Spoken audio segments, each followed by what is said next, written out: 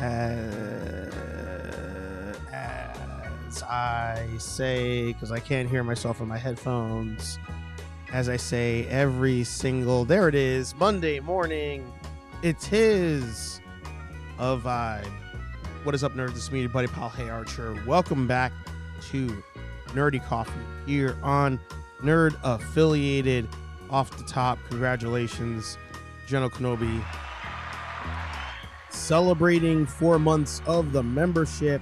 Thank you, sir. Thank you, Yukon Phil, also a member. And Aaron Waller's in the house. Good to see you. There you go.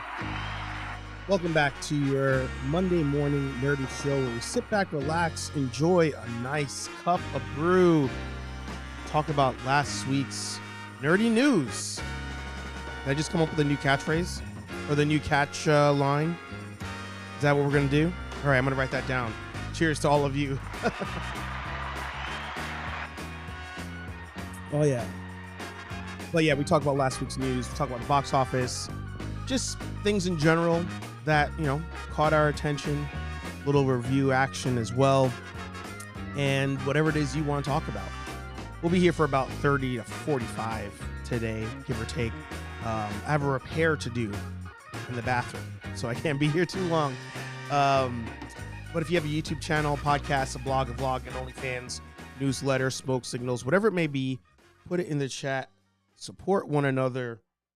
Trying to reach the other button. Plug yo shits. And it is good to see all of you today. Aaron Waller says, driving but present. There you go. Be safe. Again, Yukon Phil in the house. Good to see you. General in the house. Good to see you. And then Patrick in the house. There you go. Good to see you. Good morning. Good morning. I didn't know what that button did. I didn't either. I just saw that. I was like, is that automated or did you hit something? Who knows? But it was a good weekend. I got to say, maybe I should have put this in the notes for today, but I watched the Bad Bunny match at WWE Backlash yesterday. Well, it was on Saturday. I watched it yesterday. That dude's super talented, man. Bad Bunny, I know there's many people who probably don't know who he is, but this dude's massive in the music scene, like breaking records left and right, and also apparently killing it in the wrestling game. And it was amazing because he did his match in Puerto Rico. That's where the event was. And then Carlito came out. Savio Vega came out. So it was just like, for a Puerto Rican watching a Puerto Rican versus another Puerto Rican to then have other Puerto Rican wrestlers come out, it was pretty awesome. Like I say, it was pretty awesome. So I want to shout that out. But yeah, let's get the show on the road. Let me adjust my window here. I realized that was off a little bit. And a note actually from last week.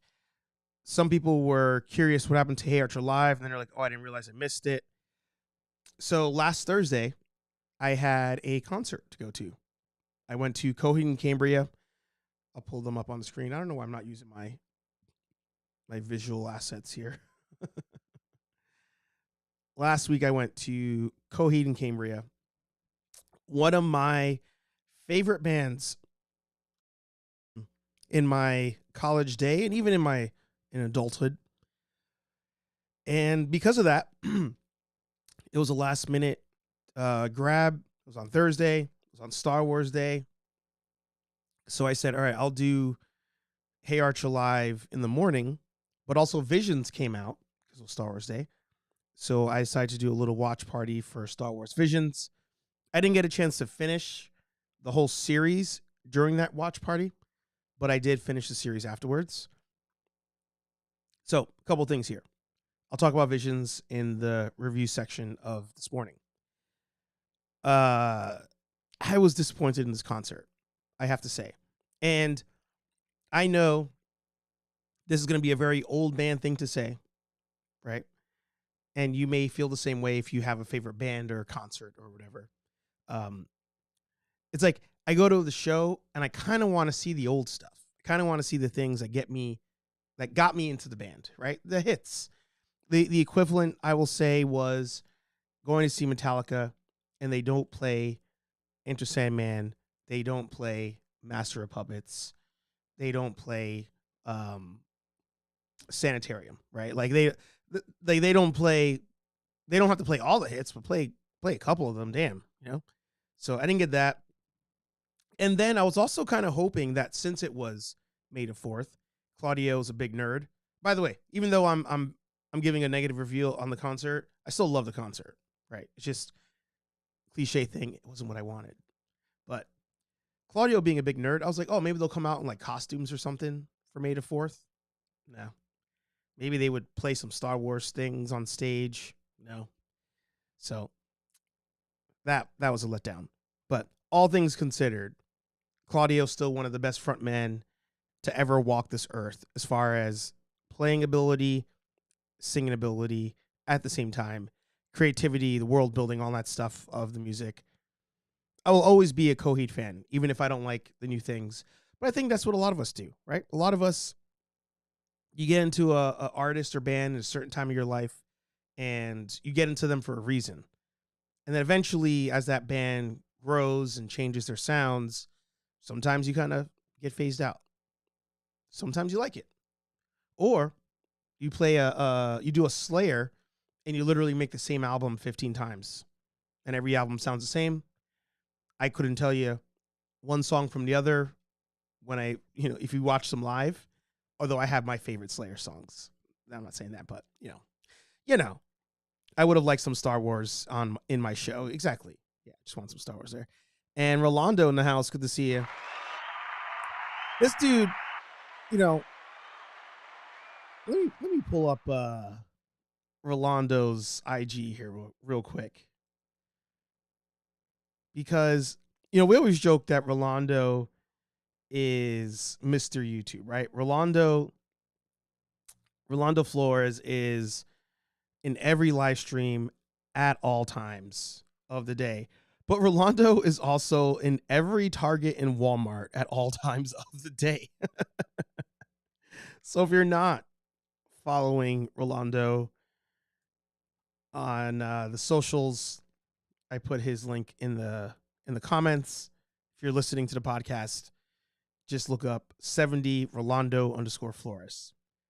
And he's finding everything. I mean, I just scrolling through the timeline here.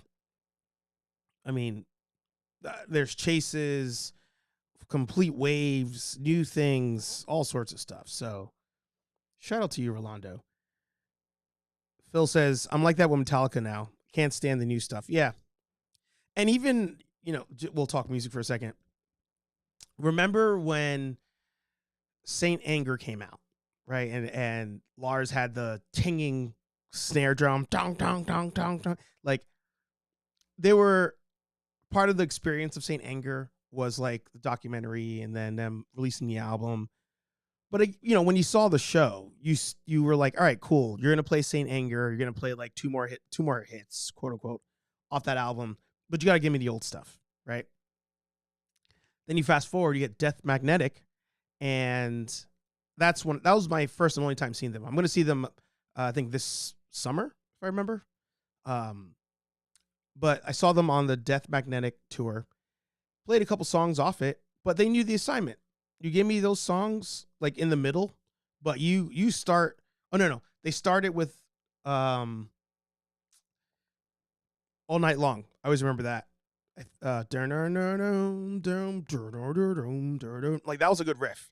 They start with that, but eventually they're playing the old stuff, and then they know the assignment once again, even though it's been 40 plus years.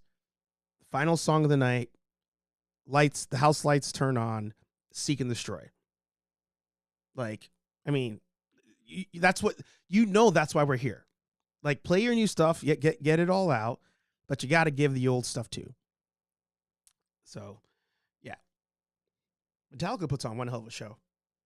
But it's funny, my friend that was with me for Coheed and Cambria, him and his brother, they were like, they're like, Claudio does like no crowd service whatsoever in the show. And they actually liked that. And Claudio is not only a nerd, but he's also like kind of shy. Like, again, one of the best frontmen ever, but you could tell he's shy. And even though he's been doing this for 20 something years already, which is crazy, he's still shy up there on stage. It's very evident. I think it's part of the charm. So if you've not seen Coheed and Cambria live, do so. If you get a chance, go for it.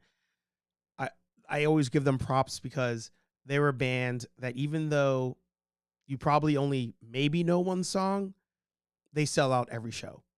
Every show for the last like 20 something years, I've gone, and it's been a sellout. Sometimes they sell out first day. So Coheed doing the damn thing. So I went off on a tangent for the first 15 minutes. You know what? I went on a ramble. Nerdaffiliated.com. Get your Rambling with Anthony coffee mug, as well as other fun things over at nerdaffiliated.com. Let's go into the box office recap. Now, this one. Boo! Boo! Rubbish! Filth! Slime! Muck! Boo! Boo! Boo! Yes, give it to me. You can yell at me. You guys can slander my name. By the way, let me know if the sound bites are too loud today. But you guys can come for me in the comments. You can send Chris Pratt for me. They can key my car if they want to. They did what I did not think they could do. And they had a hit.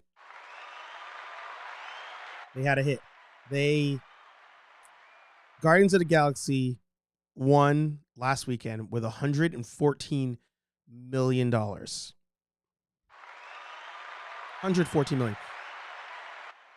On Friday, I was at work, or maybe it was Saturday. I think it was Saturday. I pulled it up, and I was curious. I was like, all right, let's see how the numbers are doing. And it was at like 36,000 or something like that, or 36 million. And I was like, oh. I was like, if that's Friday's numbers, they're going to kill it this weekend. They're going to absolutely kill it. And sure enough, they did. 114 million opening weekend. Unlike Mario, that's not even opening on a Wednesday or a Tuesday. They legit did their Friday open. 114 million. That's domestically. And then it got beat by the international 168 million, pulling in $282 million. Wowzers. Did not see that coming. It was a weekend where the weather was nice, at least up here in New England. Weather was nice. I mean, they were promoting the hell out of this movie. But considering the second one wasn't the greatest, considering the only real needle mover in the last couple of years has been Wakanda Forever for obvious reasons, I was like, well, yeah, it's Spider-Man 2. It's really just Ant-Man and Thor that were the duds. But, you're coming off those two movies. So you're like, all right, well, Guardians is probably going to match part 2, maybe. But no, it's doing its damn thing. So right now at 282 million. Let's see if I go to yearly here. 23. So obviously, Super Mario's still number 1. But let's see. It's already 7th place. It's already 7th place on the year after just the opening weekend. Now, there you go. I'm glad we finally got a hit. Yeah. And Patrick says he's watching it tonight. Yep. I will also most likely be watching it this afternoon. I'm going to go check it out. Anthony saw it. I believe Sal saw it. Aaron saw it. By the way, check out Aaron Waller's review of the movie. Oh, was I not sharing my screen this whole time? I'm sorry. I just realized that. What was I saying? Oh, I'm going to see the movie. Watch Aaron Waller's review on Nerdgenic. I'll make sure to share that. But it's 7th place already. So it's I think it's going to beat Puss in Boots pretty easily. Even with the normal decline of a Marvel movie, week to week. I think it beats out Creed. I think it beats out John Wick. The real question, does it beat out Ant-Man? Does it beat out Ant-Man? I think yes. This is a total like kind of year to date, and Ant-Man's at 213. Ant-Man opened up at 106. So I think it can beat Ant-Man if enough people say they enjoyed the movie. Now, that seems like an obvious thing to say, right? But at the same time, it's not. Because with Ant-Man, we had Jonathan Majors being pushed hard. Because you had Ant-Man and Creed 3 coming out same time. In the hip-hop space, people were really getting behind Jonathan Majors. So you had that push of like, oh, I got to see this movie to see him and see the next big bad for Marvel, or who we thought would be the next big bad. I'm not sure if that changes in Guardians. I don't want you to think I'm spoiling anything. I don't know anything about the movie. But you had that momentum for Ant-Man. With Guardians, you need to have that similar momentum. And I think the only way you get that is if enough people are like, that movie was dope, you need to go see it. Otherwise, it does its normal Marvel drop off. And most movies drop off week to week. What's crazy? The only movie I think I've seen here. Good morning, Mulatto. Good to see you, brother. I think the only movie to increase week over week has actually been Super Mario. I've never seen a movie do a plus, Friday to Friday the way this movie has. Look at that. Tuesday, Friday, 190% increase. Like, that's wild. 199% increase. April 29th. And even this past Friday, still up. So I'm not seeing that really, but it's a thing. And I don't think Guardians does that. I don't think Guardians has a week over week increase. I think best case scenario, to use a stock term, it remains flat. And that's their best case scenario. It remains flat. But I'll see it today. Hopefully it's good. Anthony liked it a lot. And all the reviews I've seen, people like it a lot.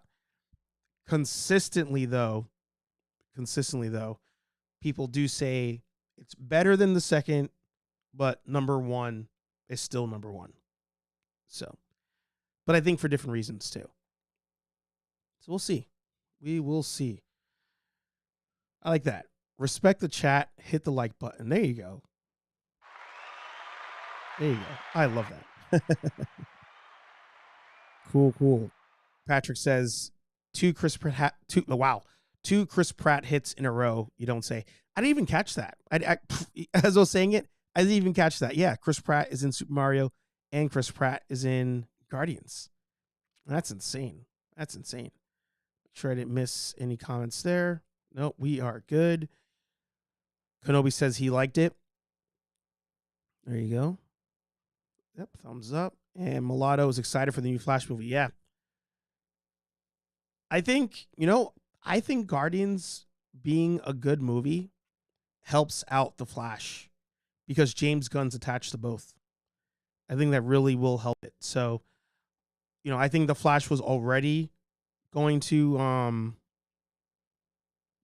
do well because of Michael Keaton coming back. The thing I'm most curious for is how they're going to promote the movie. Is Ezra going to be at the premiere? I threw a link in the chat for Aaron Waller's review of Guardians of the Galaxy. It is spoiler free, so make sure to check that out. Also, check out his. Let me pull this up here. Check out Aaron's Star Wars lightsabers explained as well. Some fun stuff there. All right, we're gonna roll into nerd news, and then I think we'll wrap up with last week's releases. So, first one, something we've talked about on the show before. Again, drive safe, Rolando. The Nitro stage from Mattel, the WCW Nitro stage, failed to hit its mark. Boo! Boo! Rubbish! Filth! Slime! Muck! Boo! Boo! Boo! I don't know why it makes me happy that it missed. It's a shitty thing to say. I acknowledge that. But I think that if this were to hit, if this thing were to sell for $400, that would have been an L to all of us collectors. We're already in this really crappy cycle with these companies where they're just doing, now it's just pre-order. Everybody's doing pre-orders. They're like, oh, you want this cool figure? Pre-order it now. Comes out a year from now. Oh, you want this cool stage for your wrestling figures? Crowdfund it, aka pre-order it. And if you don't hit the number, it's not going to happen. And because it's a crowdfund, it's going to be super unique. So pay this really wild price for this. Wild, wild stuff. And I'm like, we can't keep doing this. Something's got to break. And I think this is it. I truly think this is it. $400 for a stage. If I'm a toy company now going forward, I say, okay, crowdfunding is the best way to raise capital to have something cool come out, right?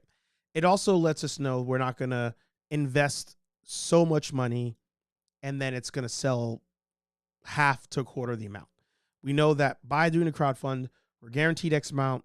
Maybe we overprint this other percentage, but at least we know for sure we're getting our money. These toy companies, I think, need to start realizing who's your market and what else is out there. What else is out there? You're asking people to spend $400 on this. That same person probably spent $400 on a HasLab. Probably spent $400 on the Masters of the Universe Castle Grayskull thing. Like, it's getting crazy. These companies are getting ballsy. They're all like, oh no, crowdfund. This is the best way to do it. And they're all dropping these at the same time. And ultimately, if you do have somebody who crowdfunds 1, 2, 3 of these things, after a while, where are you going to put this? Like, not everybody has a mansion.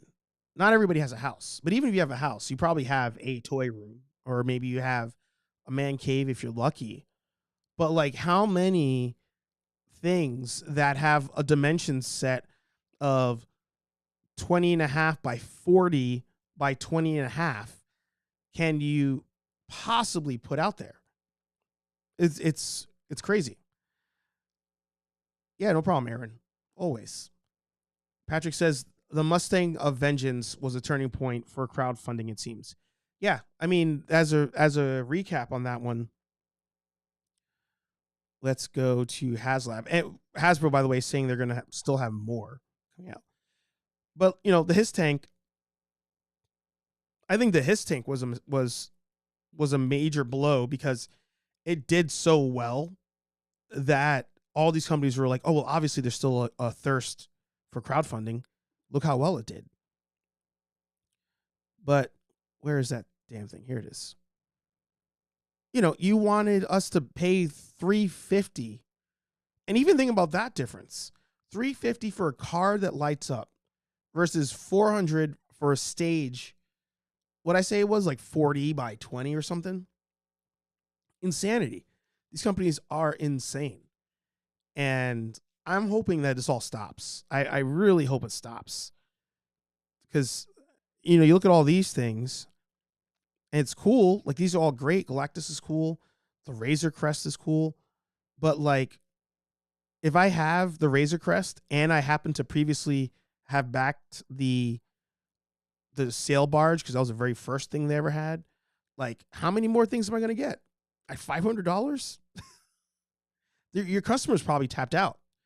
And the only way you get more is if the people who have these things start to resell them on the market. So to resell it, hopefully you have not opened it.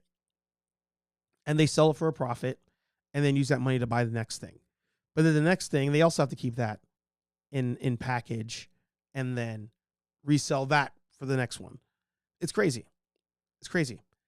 And the last one that's kind of pissing me off, if I go over to Super 7, and I know I'm starting to run out of time here.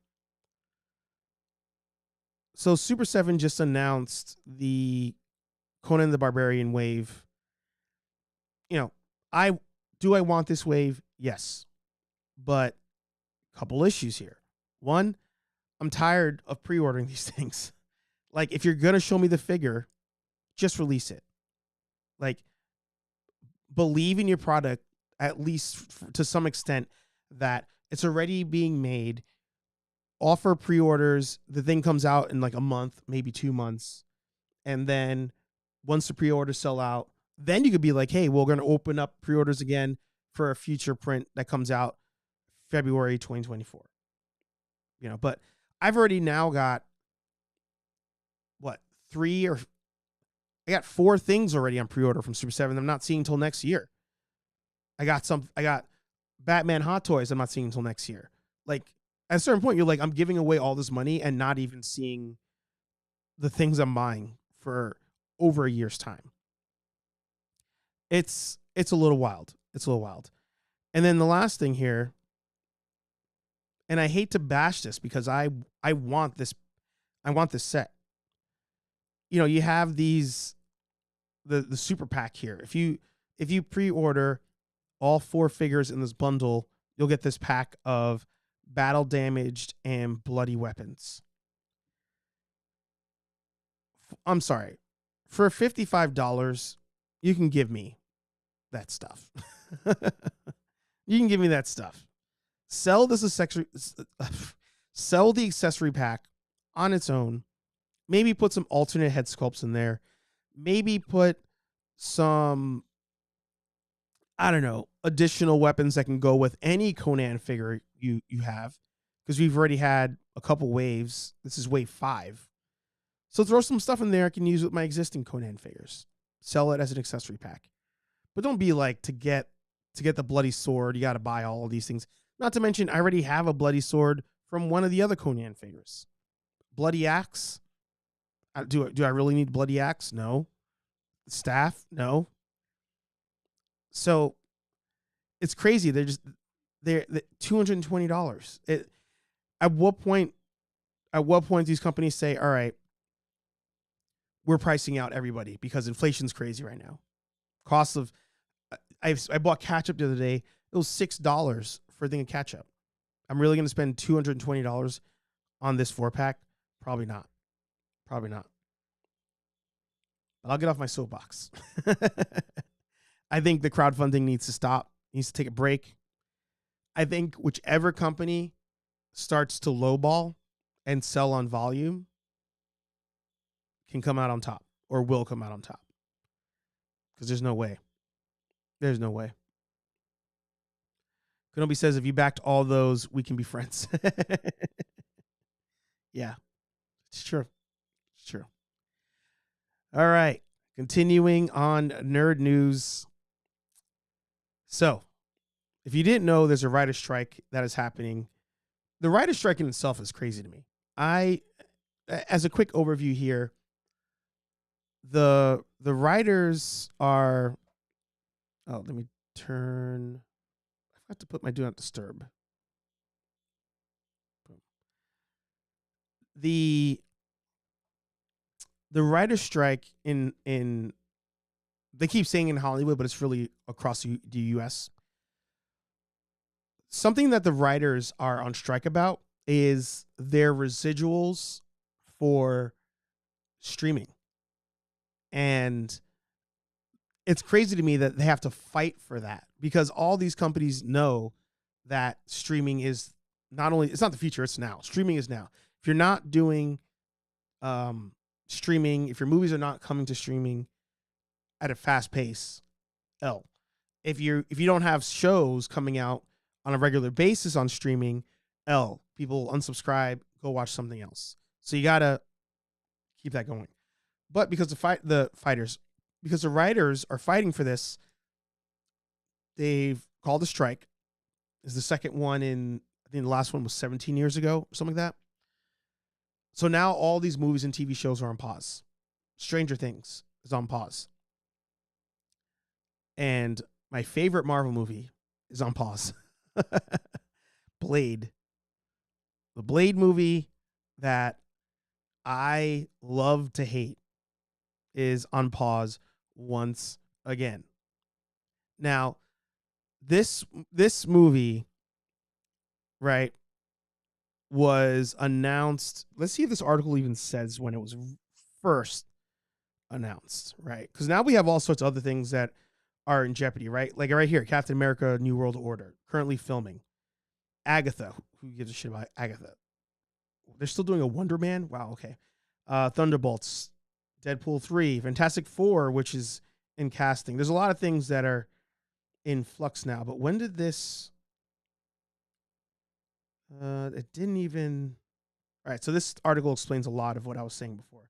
Let me go back and see. So it was supposed to come out 2023.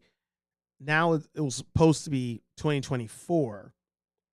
But this thing was announced, what, 2019? I want to say. Let's see, when was the Blade movie announced? Yeah, 2019. 2019 is when it came out, put the hat on. They're like, this is Blade. And it's still not even filming. It's not even done being written, apparently. So, do I hate the actor? No. Was it Marcello? I always butcher how to say his name. Let's see, who's playing Blade? Marshala Ali. So I never wanted to come across like I hate him, dislike him as an actor. I think he's a very good actor. I think that at 49 years old, when I first started bashing this movie, he was what, 46, 45? Yeah, 45. I was like, you're bringing this dude in to play Blade. How many movies can you possibly get out of this man? Like, at a certain point, you're just going to be all CG. Like, why are we doing this? So that was my initial issue. That's still my issue. And even now, I'm like, just terminate this damn movie. Get a young kid, get a young actor or hell, actress. You could gender swap Blade. I don't care at this point.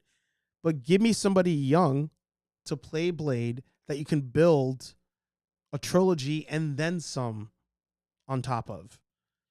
Blade comes out. Blade's an angsty teen learning to deal with his role in society of a vampire hunter. Whistler training Blade to do this. Whistler, played by Wesley Snipes, training Blade to be a vampire hunter. Blade gets involved in Secret Wars. Blade gets involved in the Spider-Man movie. Blade gets involved with the Morbius crossover with Spider-Man. You can do all these things if you give yourself the runway to do it. And having an actor, this is going to sound ageist, but having an actor who's 49 years old do his very first movie of a character that's very popular and expecting this to go on is silly to me. Is the Marvel still coming out? Yeah. November 10th. People don't even care. But hell, I could be wrong because people cared about Guardians. But I think people care less about the Marvels. Damn, he's 49. I've been watching him since House of Cards like 10 years ago. Yeah, he's an older guy. You know? If you want him to play Whistler, fine. And you could do the thing like Pedro Pascal, right? Like Pedro in The Last of Us, they added makeup to make him look older than he was. So he could still do things, because he's younger, that he couldn't do if he was older playing that same role. Like, that's kind of the angle you should be taking with these. And you tell this dude, you're going to play Blade, but he's already 44, 45 when you tell him to announce him at 45, knowing that you don't even have the script yet. Like, what are you doing? What are you doing? Yeah, Wesley Snipes sold. I mean, Kevin Feige walks this line of Catherine Kennedy from time to time, where it's like he could do the fan service, but he kind of opts not to. Having John Krasinski play Mr. Fantastic and Doctor Strange, awesome. I was like, that's great fan service right there. But then, like, it's something like this where I'm like, but was that even your decision or was that Sam Raimi? Right? Like, which way do you fall on this? Not sure, but movie's delayed again. I just think axe it, start over. It's an origin movie, so just get somebody young to do it. Robert Downey Jr. was on his way out around 50, so I'm not sure how this will work out. Exactly. That was another thing I was going to say.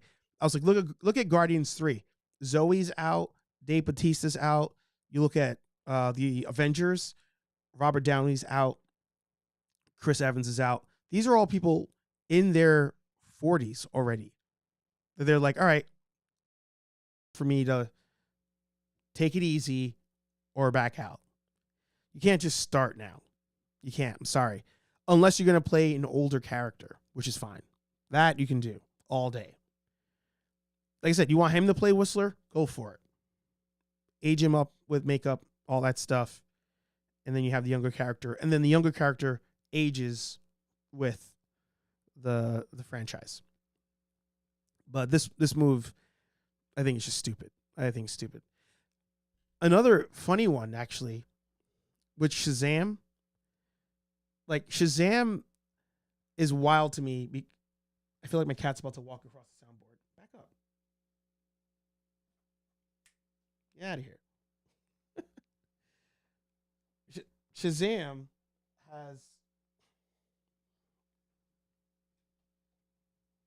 always Shazam ran into an issue where their actor, the young actor, Billy, was aging, but they were like, we're still going to use other dude to play the older version of Billy.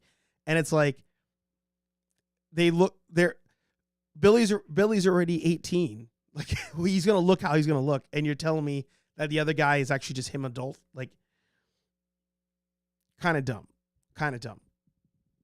I think just animated at this point. Just do animated stuff going forward. I'm tired of live action. Just fails. All right. Trying to fly through it here. Karl Urban is actually same as the last thing. Karl Urban to play Johnny Cage in live action Mortal Kombat. Don't do it. Don't do it. You want him to voice? You want him to voice Johnny Cage in animated? By all means.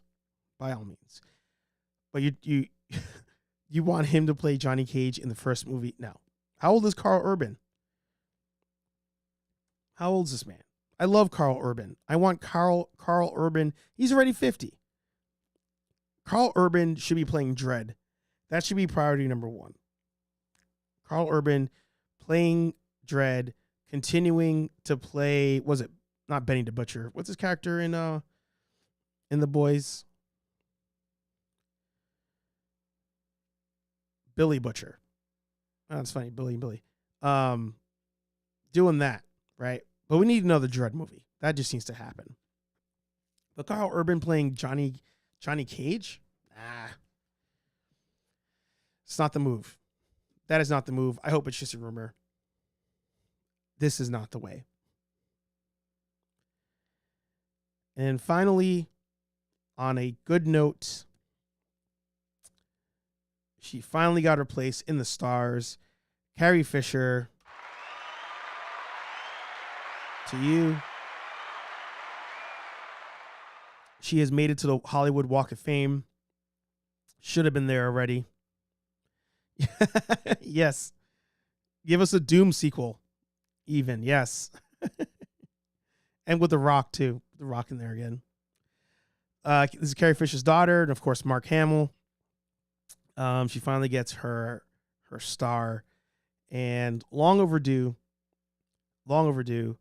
I think that some people deserve their star, even if you're not going to recognize them for all the stuff they've done. Like Carrie Fisher's been involved in a lot of things that people don't realize. She was in a couple other movies acting, but she did, I think, a lot of writing, as far as I understand.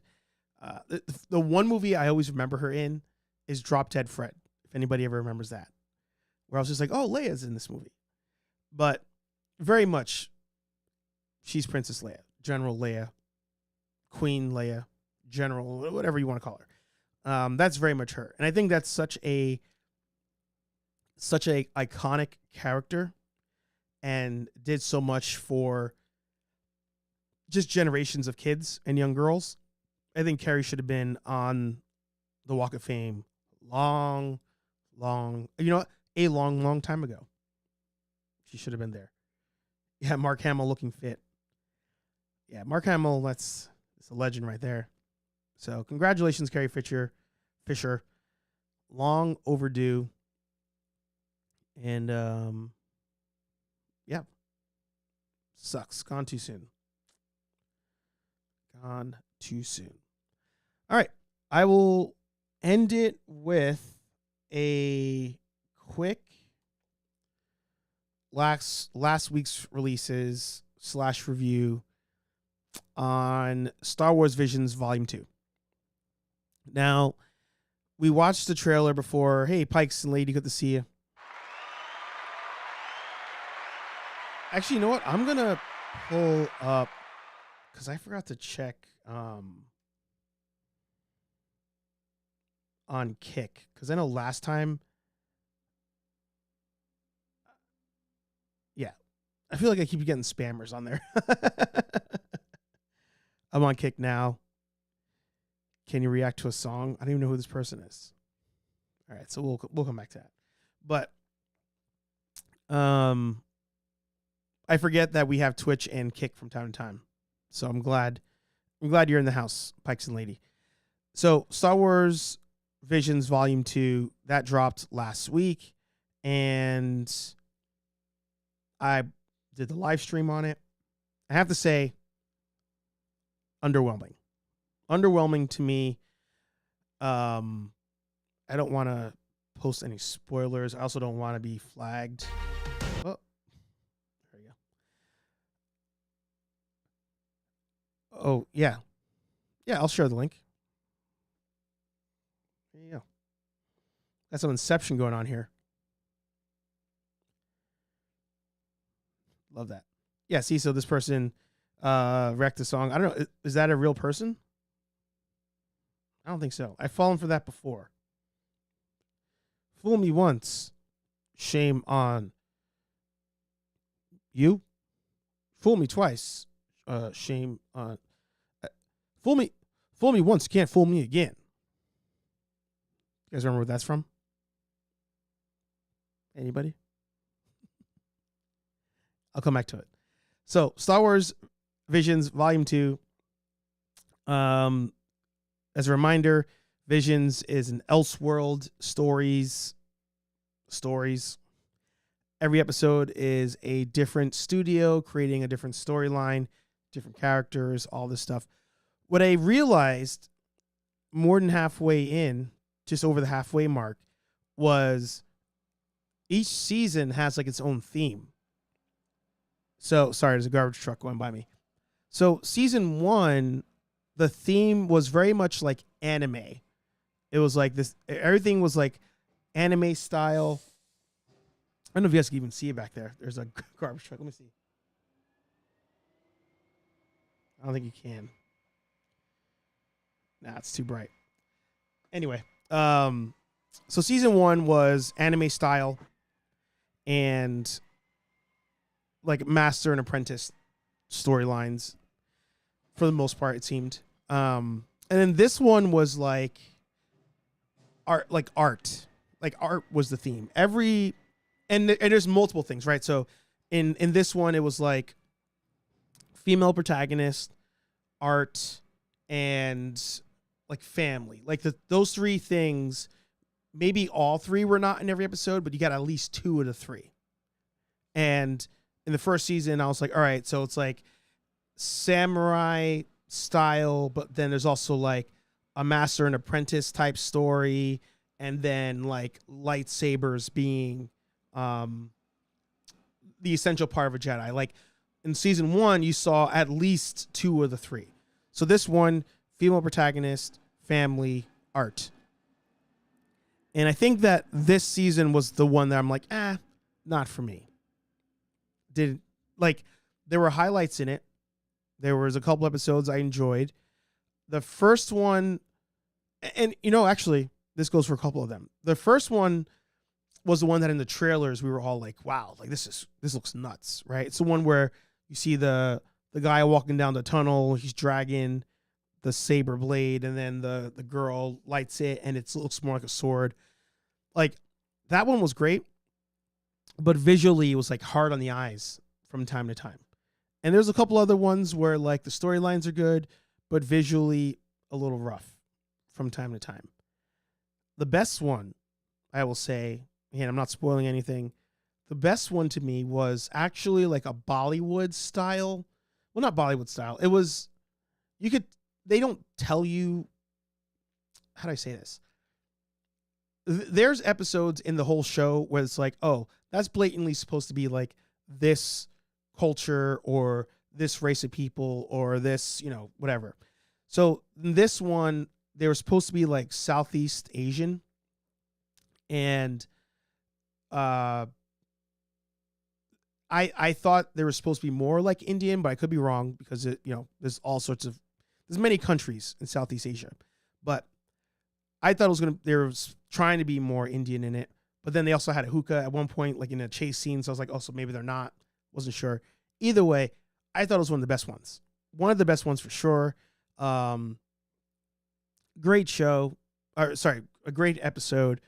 But it was also very similar to other episodes in the season. So at a certain point, I was like, oh, I'm not watching anything new. I've kind of seen this already. So do I think you should watch Visions? Sure. Do you need to marathon through it? Nope. Is it better than season 1? I don't think so. But I think that will be up to you. I think if somebody said the best episodes of Volume 2 are better than the best episodes of Volume 1, I don't think I would say you're wrong. Like, I could see why you would say that. But I think as a whole, Volume 1 was better. But Volume 1 also could have been better because it was just new at the time. So yeah, check out Visions. Let me see if there's... Yeah, this is what I'm talking about. So this one, it was just visually kind of hard on the eyes. But I love what they do with the lightsaber blades in that one. This one surprisingly was okay. I thought it would be the stronger of the episodes because season 1, there was one that looked so wacky. I thought it'd be the worst and it was the best. I was like, oh, they're going to do it again, where you have an episode, looks terrible, looks too kiddie, and it ends up being the best. It wasn't the best, but it was pretty good. But yeah, this one, the story of this one is really good. So definitely check it out. Check it out for sure. And that's a wrap. Of course, I went overtime. Oh, there you go. Pikes and Gamer on Kick. Hello there.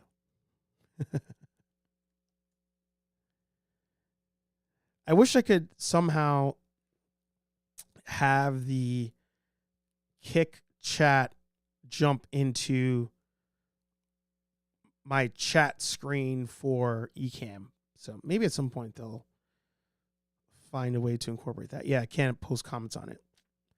Sucks. Well. So, awesome. Good episode, everybody. That was a lot of fun. Hey Archer Live will be back at its regular time this week. No concerts this week. Nothing crazy. So, stay tuned for that. As I mentioned at the top of the episode, I think it's going to happen. I think I'm going to see Guardians today. If I fix the toilet, I have a toilet leak. Got to fix that. If I fix that, we're seeing Guardians. We're going to see Guardians today. And of course, nerdaffiliated.com. Head over there. Hook yourself up with some cool merch. You can also find links to all of our channels, Twitch, Kick, latest videos, and of course, get yourself some cool merch like the affiliated t-shirt. Even though Star Wars Day has passed, you can always be the affiliated. And lastly, at the top, join the Nerd Foundation. Leave a super chat, like, and just share. But most of all, comment down below. I think commenting is the best way to support the channel because the algorithm's like, oh, people interact. They like it. And then it spreads across the galaxy. Nerdy Coffee every Monday morning, 9 a.m. Eastern here on Nerd Affiliated. Haircha Live, Thursday, 8:15-ish p.m. here on Nerd Affiliated. More videos, more reviews, all that stuff coming. Like, comment, subscribe. And oh, look at that. Mark's in the house. The Legacy's in the house. Like, comment, subscribe. We'll talk to all you nerds in the next video. Peace. We're out of here.